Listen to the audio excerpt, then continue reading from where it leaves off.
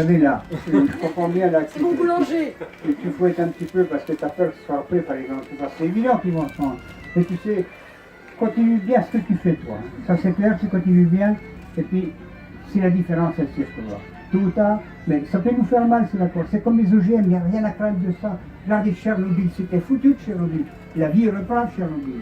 Et je dois vous dire, oui, mais dans le temps, je parle dans le temps, madame, je parle dans le temps. Et je dois vous dire qu'avec les OGM, je sais bien qu'ils vont nous polluer, nos anciennes variétés, oui, mais est-ce qu'il faut les semer?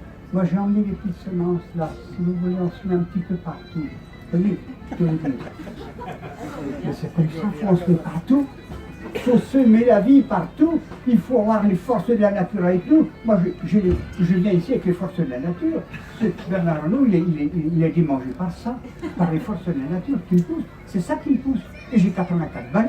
Ben, vous voyez, j'en ai 400 mètres quand je parle de la nature. Ben, parce que la nature est là. Il n'y a rien à craindre.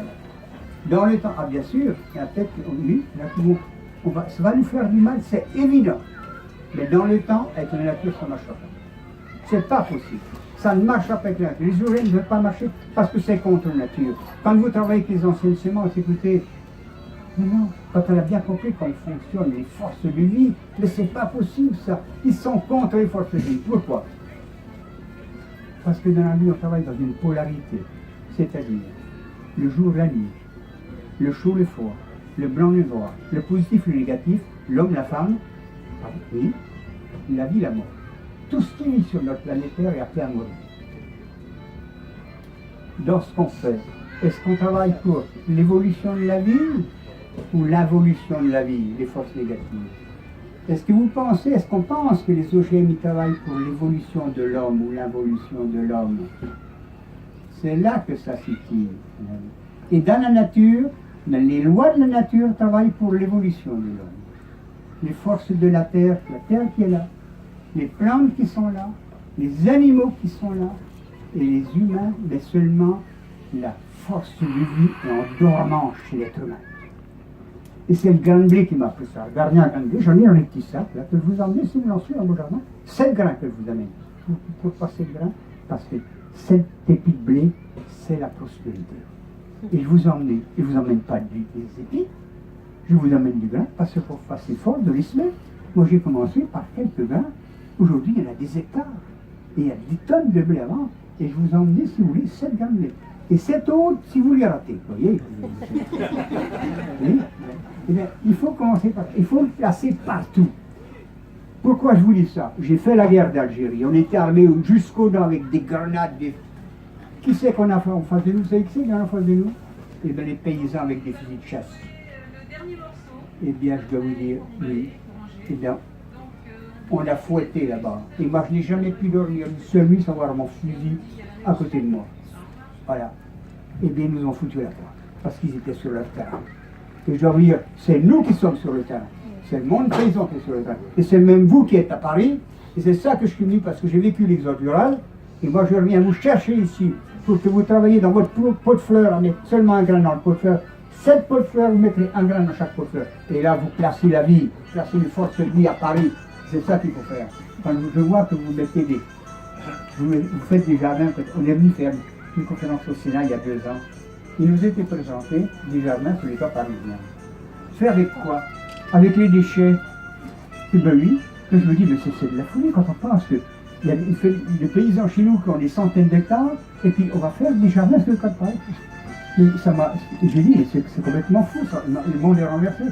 Mais c'est bien, parce que ça fait prendre conscience à Paris comment on peut se nourrir, comment on peut être indépendant, ça être dépendant d'un système. Vous comprenez, c'est ça? Il faut savoir que dans la nature, tout est fait pour qu'on soit complètement indépendant. Parce que notre régime, il est fait pour qu'on soit dépendant. Tout ça, ça ne marchera pas dans ce sens-là. Je voulais aussi, sur le labour que tu as parlé tout à l'heure, je me souviens, moi j'ai un oncle qui m'a formé avec paysan parce que mon père était prisonnier. Il me dit, tu vois, c'est à Saclay. Tu vois ce paysan-là, il a la même charrue que tout le monde, mais il n'a qu'un cheval. Alors que tout le monde, chez nous, c'est pas des Brabants, c'est des terres pas tellement profondes, et tout le monde a 2 chevaux pour la charrue. Mais lui, comme il a la même charrue que tout le monde, il n'a qu'un cheval. Mais tu peux regarder ce rendement, mais seulement il laboure beaucoup moins profond que les autres. Il plume. Il ne laboure pas, il plume. Et c'est lui qui fait les meilleurs rendements. Donc, avec la mécanisation qui a descendu, je crois que vous voyez, dire qu'il ne faut pas labourer, je ne sais pas moi. Mais on a labouré très profond, on a labouré très légèrement, on est sans labour, on est sans travailler le sol, ce qui était difficile, sans travailler le sol. Je ne sais pas où est la technique, mais je crois qu'il faut être dans le juste milieu. Et c'est ça, c'est le système de la balance. Pour trouver le juste poids, l'aiguille doit être au bon sens. C'est ça dans nos expériences. Pour qu'on fasse des expériences positives, négatives, on ne fait jamais totalement les positives. On fait bien des négatives, mais il faut les reconnaître, les accepter telles que pour nous mettre dans l'aiguille de la balance, là, sur la verticale. Et c'est ça le juste milieu. Alors, bon courage.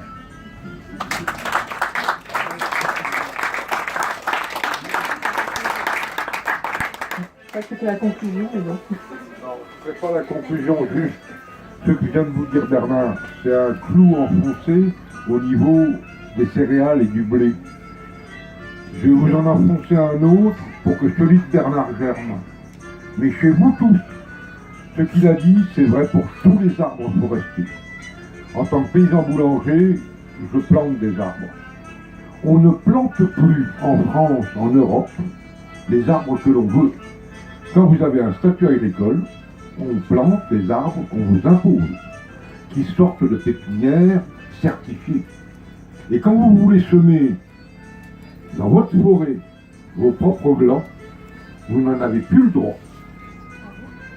Ah non, si vous le faites en tant que sylviculteur, vous n'en avez pas le droit. Donc c'est un choix réel. Et si vous ne voulez pas le faire, ou si vous ne pouvez pas le faire pour les arbres, faites-le pour le blé.